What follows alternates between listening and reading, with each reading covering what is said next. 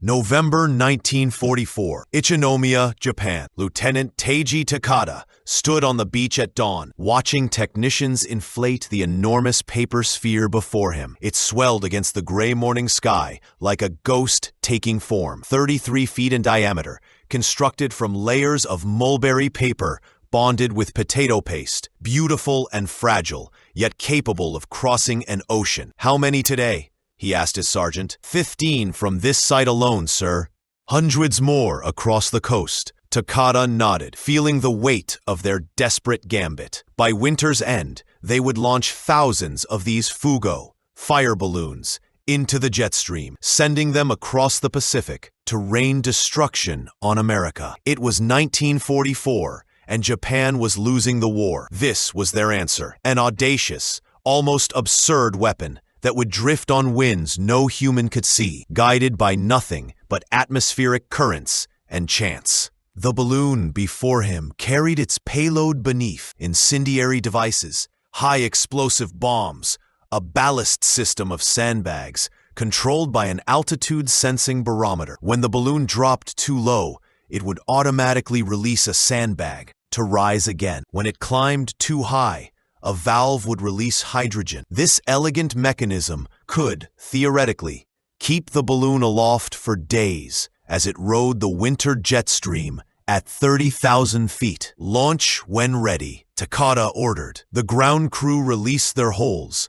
The balloon lifted silently, ascending into the stratosphere, beginning its 3-day journey across the Pacific. Takada watched until it vanished into the clouds, wondering if it would ever reach America, wondering if anyone there would even know it had come. December 1944, Kalispell, Montana. Marcus Webb was cutting firewood behind his ranch when he heard his daughter scream. He dropped the axe and ran, heart hammering, following Sarah's voice to the east pasture. She stood 20 yards from the fence line, pointing at something in the snow. Even from a distance, he could see it. A massive deflated envelope of paper, tangled with cables and boxes, spread across his field like the carcass of some impossible creature. "Don't touch it!"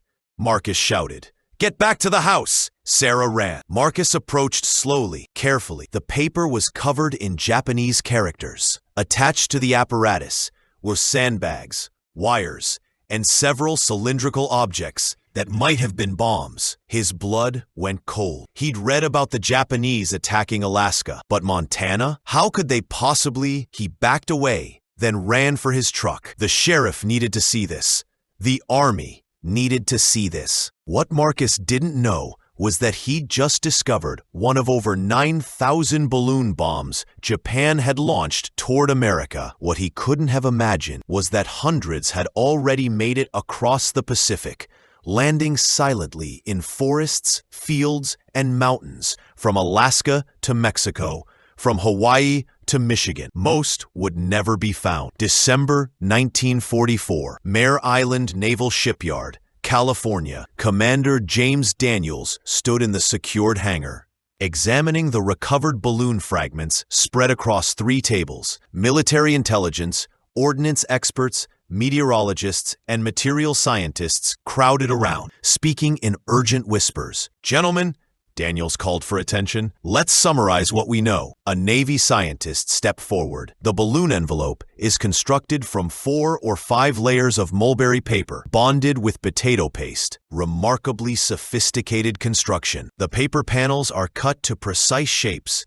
assembled by hand with extraordinary care. The entire envelope weighs less than 200 pounds, but can lift a payload of over 1,000 pounds. "Payload?" Daniels asked. An ordnance officer answered. "2 types of bombs, Commander. Incendiary devices designed to start forest fires, and 15-kilogram high-explosive anti-personnel bombs. The ballast and altitude control system is elegant, frankly. Barometric pressure triggers that automatically maintain optimal altitude during trans-Pacific flight." Daniels absorbed this. "How many have reached our soil?" "We've recovered or documented 23 so far, sir. But given the nature of where they're landing, remote forests, mountain ranges, empty rangeland. We suspect many more have arrived undetected. Dear God. Daniels ran his hand through his hair. Recommendations? A civilian from the Office of Censorship spoke up. Total media blackout, sir. If the Japanese learn their balloons are reaching America, they'll know the weapon works. They might increase production, refine the design, but if we maintain silence, they'll assume the program failed. What about civilian safety? Daniels demanded. People are finding bombs in their backyards. We notify law enforcement, forest rangers, military installations, anyone who might encounter these devices, but no public announcements, no newspaper coverage. We request cooperation from editors and publishers. Make it a patriotic duty to remain silent. Daniels looked at the shredded paper on the tables, imagining thousands more of these silent invaders drifting across American skies. Do it. Complete censorship. And pray we can find them before someone gets killed. January 1945. The Imperial Army Headquarters, Tokyo. Major General Tsuyoshi Kusaba reviewed the reports with growing frustration. 3 months of launches. Nearly 10,000 balloons sent into the jet stream. And from America, silence. Absolute silence. The Fugo program had been his conception, his obsession, when conventional bombing of the American mainland proved impossible after Doolittle's raid. When Japan's resources dwindled and their enemies closed in from all sides, Kusaba had proposed this: weaponize the winter jet stream itself. Japanese meteorologists had discovered these high-altitude winds, rivers of air that flowed from Asia to America at speeds exceeding 200 miles per hour. The winter pattern they'd learned created a nearly direct path across the Pacific. A balloon launched from Japan's east coast could reach America in as little as 60 hours. The plan was ingenious. Launch thousands of fire balloons during the dry months, targeting America's vast western forests. Start massive wildfires that would consume resources, spread panic, divert military assets to firefighting. The psychological impact would be immense. America would know that even their heartland was vulnerable to Japanese attack. But now, nothing. No reports in American newspapers, no radio broadcasts about mysterious balloons.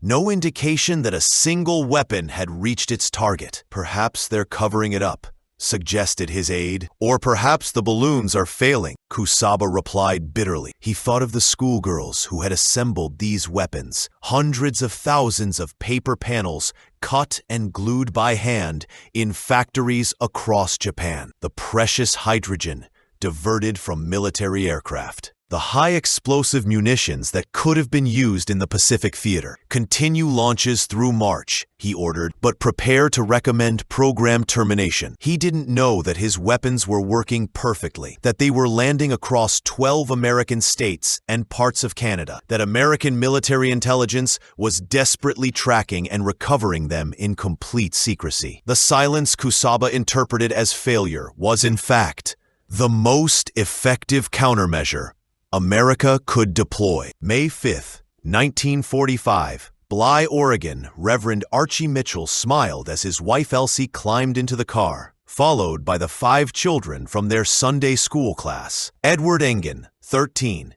Jay Gifford, 13, Joan Patsky, 13, Dick Patsky, 14, and Sherman Shoemaker, 11. It was a beautiful spring day, perfect for a church picnic in the mountains. They drove east from Bly, climbing into the forests near Gearhart Mountain. The children were excited, laughing and singing hymns in the back seat. Elsie, 5 months pregnant with their first child, chatted with her husband about the week ahead. Archie parked in a clearing near Leonard Creek. "I'll find a good spot for lunch," he told them. "Why don't you explore a bit? But don't go far." Elsie led the children into the forest, while Archie began unloading the picnic supplies. The morning sun filtered through the ponderosa pines. Birds sang. It was perfectly peaceful. Then Elsie called out, "Archie, look what we found!" He heard excitement in her voice, turned to look, saw his wife and the 5 children gathered around something on the ground. Something large, like a deflated balloon or parachute, partially buried in the forest floor. "Don't touch!"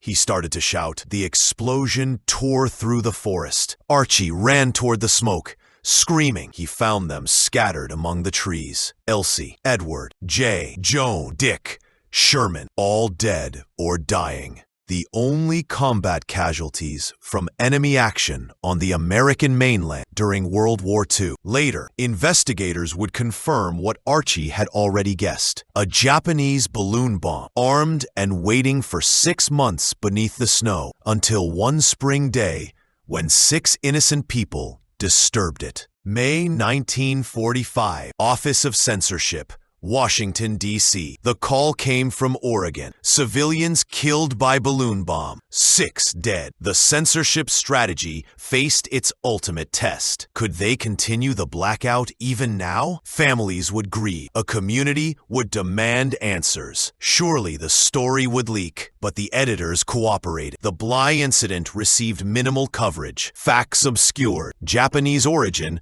unmentioned in most reports. The censorship held. Japan never learned that their weapons had killed Americans, never knew their balloon bombs were succeeding. In Tokyo, General Kusaba recommended terminating the Fugo program. In April 1945, the launches stopped. Of the approximately 9,000 balloons launched, at least 300 had been documented reaching North America. Military analysts estimated that thousands more landed undetected in the vast wilderness. July 1945. Hanford Site, Washington. What Japanese planners never knew was how close they came to genuine catastrophe. One balloon bomb had landed near the Hanford Engineer Works, where America was secretly producing plutonium for atomic weapons. The balloon was discovered and disarmed, but the implications haunted military planners. If a balloon bomb had damaged the reactors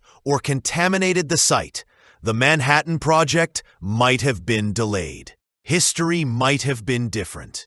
It was perhaps the closest Japan came to significantly impacting the American war effort through the Fugo program. November 1945, Kalispell, Montana. Marcus Webb stood in his east pasture again, this time watching Army engineers excavate the balloon bomb that had landed near his ranch 12 months earlier. The war was over now. Japan had surrendered. The story of the balloon bombs was finally becoming public. Over 9,000 of these things, the sergeant told him. Most of them probably sank in the Pacific, but hundreds made it here. They found them as far east as Michigan, as far south as Mexico. This one of yours traveled 5,000 miles across the ocean, guided by nothing but wind. Marcus thought about that. The audacity of it, the desperation. An enemy so determined they would send paper balloons across an ocean, hoping the wind and luck would carry their weapons to American soil. The 6 people who died in Oregon, Marcus said. Could there be more? More balloons still out there, waiting? The sergeant nodded grimly. Probably. We're documenting every find,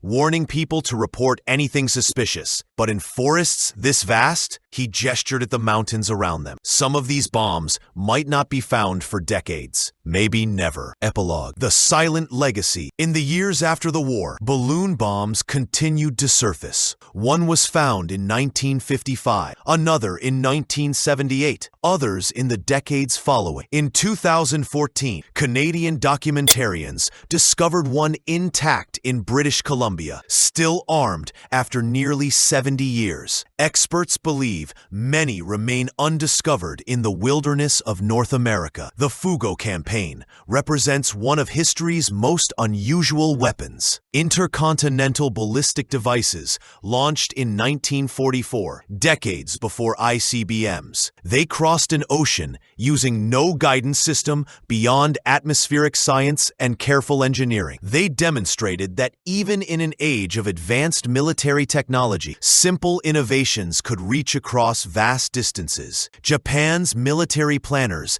envisioned the balloon bombs creating terror and destruction across America. Instead, America's most effective defense was silence. By denying Japan any feedback about the weapon's success, censorship transformed an operational triumph into an apparent failure, leading to the program's cancellation. But in that forest in Oregon, 6 lives ended because of paper and hydrogen and win. Elsie Mitchell, pregnant and kind, leading Sunday school children on a spring picnic. 5 young people excited to explore the woods. They remain the only American civilians killed by enemy action on the continental United States during World War II. Their memorial stands in Bly, Oregon, a stone monument marking the spot where Japanese innovation met American innocence, where a weapon that had traveled 5,000 miles on winter winds found its tragic target on a beautiful May morning. The balloon bombs remind us that even in war's most technological age, the most unexpected weapons can reach the furthest shores, and that sometimes the best defense against a sophisticated attack is simply to say nothing at all.